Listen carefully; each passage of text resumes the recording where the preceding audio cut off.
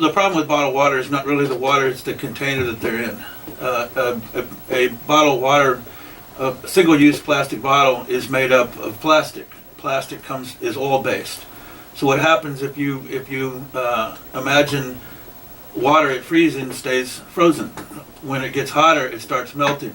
Well, a plastic bottle that holds the water, at 80 degrees, that oil starts melting into the water. Technically, yeah, it's called leaching, so it starts leaking in there, and you've got a 60-70% higher chance of getting cancer if you drink bottled water on a consistent basis. Talk to us about what Nourish A Life is. What is your solution to this? Since we know water is important, we know that the bottled water is not the solution for the family. What is the right thing? Well, I mean, there's on Earth, there's basically only 4 sources of water. There's untreated water, which is deadly. There's treated water, which is long-term deadly with all the chemicals and chlorine and things that are poured in it. There's bottled water, which is not good for you, and it's definitely not good for the planet. There's 60 million bottles a day going into landfills. There's really no such thing as recycling. They're just getting stacked up in sand dunes and barges and everywhere else.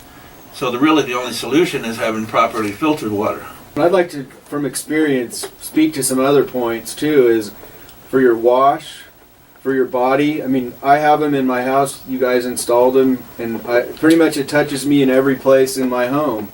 You've got inline filters for what you cook with or drink during the day, and then you've also got shower heads. Because the shower heads, I should have mentioned the shower heads. Exactly. I mean, in a 1 10-minute shower, you absorb more contaminants than drinking 10 glasses of tap water right out of the bathroom sink. And it's a super simple installation. I mean, it only takes minutes, and even the shower head has a filter in it, and it has a little label.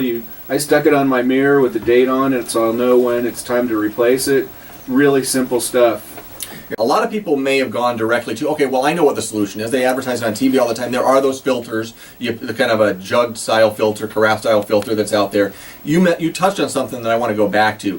Those are designed to break down and not to be a long-term solution. There's built-in obsolescence with those things. Talk about those, because that's what most people go to when they think, oh, filtered water that I filter myself. Well, I was talking to somebody the other day, and they were talking about how that they didn't really believe that you could make a filter last long. We can put somebody on the moon, and that was a little bit ago, but we can't make a filter last long. Well, that's just not true. Filters are designed to last as long as the company that's building them wants them. And your main companies out there, their business model, again, is for you to replace those filters every 2 to 3 months.